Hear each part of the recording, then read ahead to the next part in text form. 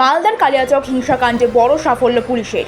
মূল চক্রী হিসেবে অভিযুক্ত মোফারেকুল ইসলামকে গ্রেফতার করা হয়েছে বাগডোগরা বিমানবন্দর থেকে। পুলিশ সূত্রের খবর পেশে আইনজীবী এই অভিযুক্ত বেঙ্গালুরু পালানোর পরিকল্পনা করেছিলেন। তার আগে গোপন সূত্রের ভিত্তিতে তাকে আটক করা হয়। এই ঘটনায় এখনো পর্যন্ত 19টি মামলা করা হয়েছে এবং গ্রেফতার করা হয়েছে মোট 35 জনকে। তদন্তকারীরা মনে করছেন হিংসার পেছনে সুপরিকল্পিত প্রয়োজনের কোনো যোগ থাকলেও থাকতে পারে।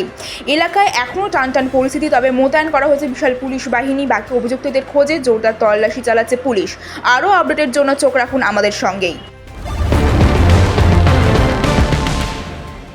ঝাড়গ্রামের রাজনীতিতে নতুন সমীকরণ। ঝাড়গ্রাম জেলার 4টি বিধানসভা আসনে প্রার্থী করা করল বিজেপির বৃক্ষুদ্ধ শিবির হিন্দু সুরক্ষা বাহিনী। ঘোষিত তালিকা অনুযায়ী বিনপুরে লড়ছেন ভীম সোরেন, ঝাড়গ্রাম কেন্দ্রে সুভাষিস কারক, গৈবল্যপুরে বিমল পাল এবং নয়াগ্রামে সুমি হেমব্রম।